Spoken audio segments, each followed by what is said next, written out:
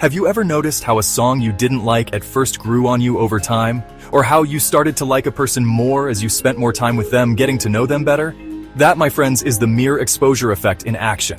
It's a powerful psychological principle that shapes our likes and dislikes, often without us even realizing it. We are naturally drawn to what we know and recognize. Familiarity brings comfort and ease. Think about it for a moment. You probably have favorite brands, restaurants, and even specific colors.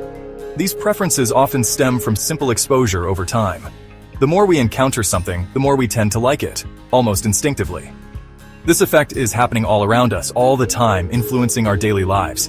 It's in the music we listen to, the food we eat, and the people we surround ourselves with every day. It's a fundamental part of the human experience, shaping our world in subtle yet profound ways. Back in 1968, a psychologist named Robert Zajonc made a groundbreaking discovery that would change the field of psychology forever. He showed people unfamiliar images, like Chinese characters or random abstract shapes, with varying frequencies to see how they would react. Some images were shown many times, while others were shown just once or twice, creating a varied exposure. Guess what he found? People preferred the images they had seen more often, even if they didn't consciously remember seeing them before. This simple yet powerful experiment demonstrated the incredible power of mere exposure. Our brains develop a liking for things simply because they become familiar to us over time. Zajonc's research opened up a whole new understanding of how we form preferences and make choices. It showed that liking something doesn't always require deep thought or elaborate reasoning processes. Sometimes it's as simple as, hey, I've seen that before, I must like it. And that's the magic of familiarity. So, how does this mere exposure effect actually work? Let's dive deeper into the mechanics behind it. It boils down to two key factors: reducing uncertainty and increasing fluency, both of which play crucial roles. When we encounter something new, it triggers a sense of uncertainty and hesitation. Our brains are wired to be cautious around the unknown, always on alert. But with repeated exposure, that uncertainty diminishes significantly over time. The thing becomes predictable, safe, and even a little boring, which is comforting. And guess what? Our brains love boring. Boring means safe and secure. The second factor is fluency, which is equally important.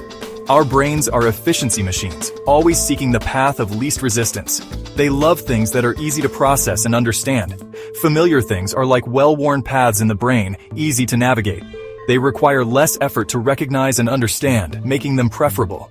This ease of processing, this fluency, leads to positive feelings and a sense of comfort. The mere exposure effect isn't just some abstract psychological theory. It plays out in our lives every single day. Take social situations, for example. We tend to gravitate towards people we see regularly: classmates, co-workers, neighbors. Think about romantic relationships. They often blossom from friendship, from spending time together, from becoming familiar.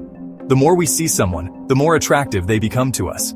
Marketers have been leveraging the mere exposure effect for decades. Think about it. Why do you think companies spend millions on advertising? They want their brand, their products to become familiar to you.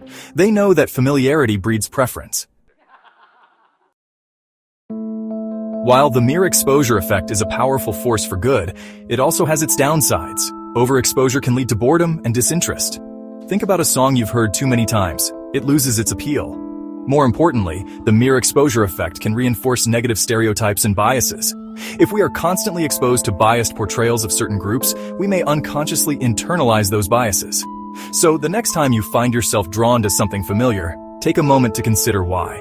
Is it genuine preference, or is the mere exposure effect at play? Understanding this principle can help us make more conscious choices about the things we let influence our lives. As we've explored, the mere exposure effect is a fascinating psychological phenomenon with both positive and negative implications. Understanding it can empower us to make more mindful decisions in our daily lives. If you found this video insightful, don't forget to hit the like button and subscribe to our channel. By subscribing, you'll stay updated with more psychological insights that can help you navigate the complexities of human behavior. Thanks for watching, and see you in the next video.